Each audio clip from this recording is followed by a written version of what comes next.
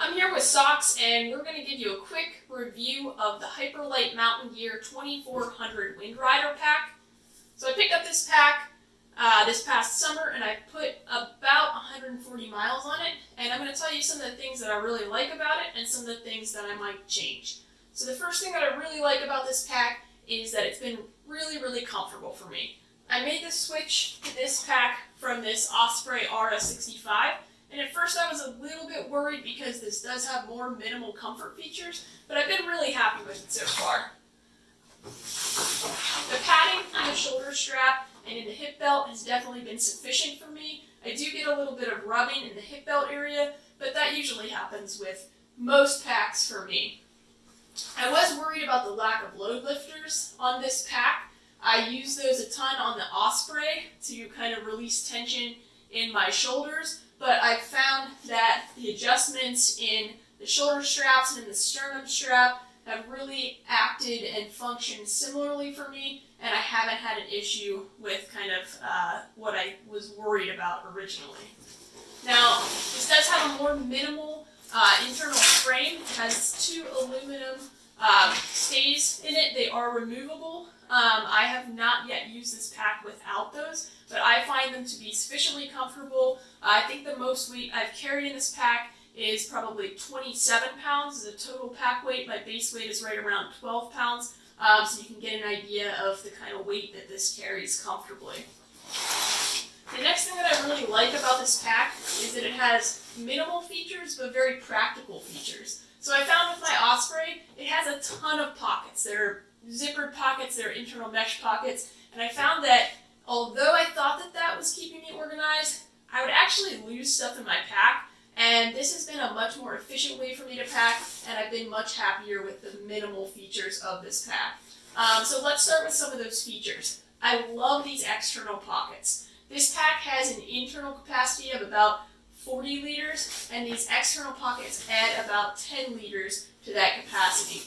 This front pocket is a really great functioning pocket. You can put a ton of different gear in here that you can't fit in the inside of your pack, or gear that you want to dry out throughout the day. That's been really helpful. These side pockets have been really great.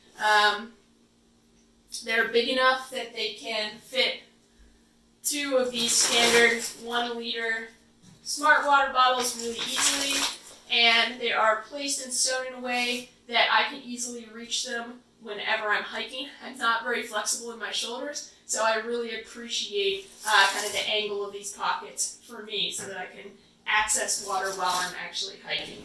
The next feature that I really like about this pack are these hip belt pockets. I appreciate that HMG included these kind of in their stock sewn in model, and I love that these are big enough that they're actually functional.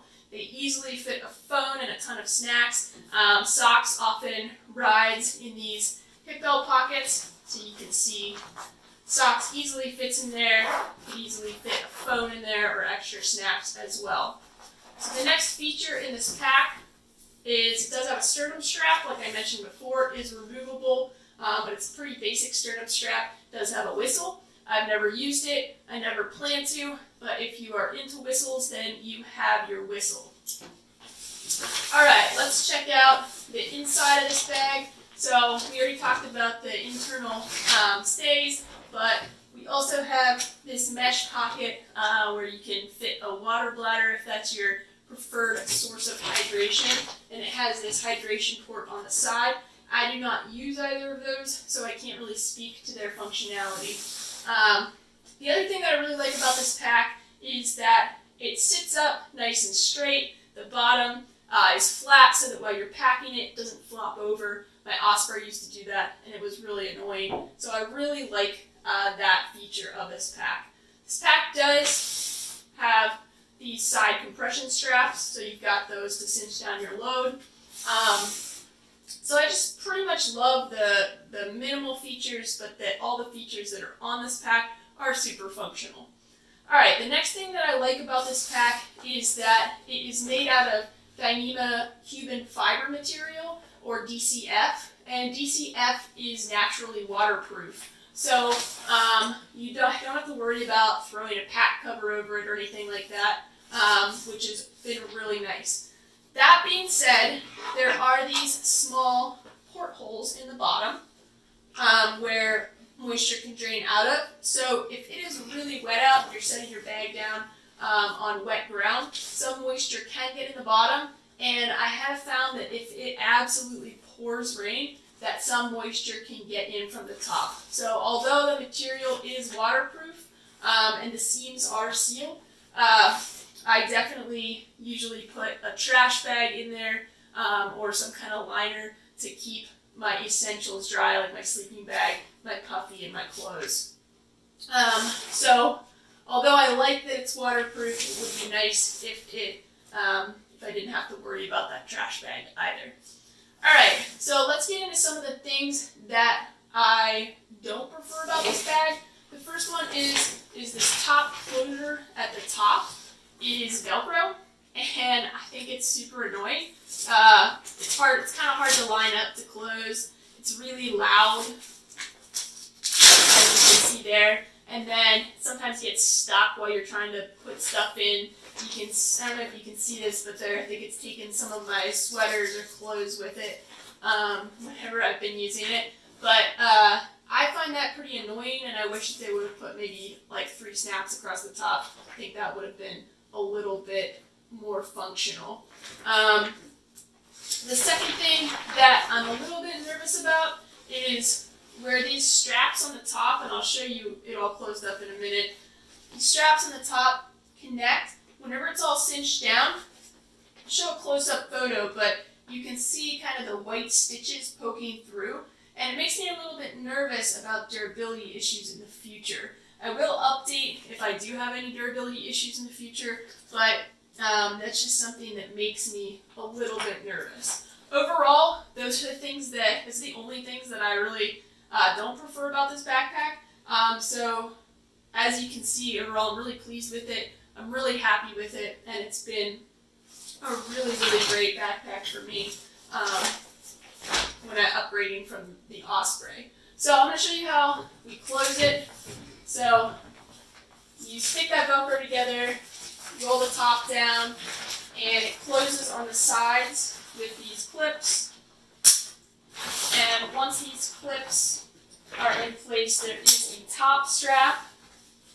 You can see here, you can expand it out pretty far so you can fit all kinds of different things in there, more gear. I oftentimes put a sleeping pad in there, or a sit pad, or something like a tent that I'm trying to dry out. I don't want it to get other stuff wet inside the pack. So that's been a really handy feature. I really like that as well on this pack. So that's been a great addition as well. So that's pretty much all I have about this pack. I would definitely recommend it for someone who might be upgrading from a more traditional, like heavier backpacking backpack, and maybe they don't want to go to the full-out ultralight without a hip belt, without an internal frame, and all that stuff. It's a really great in-between.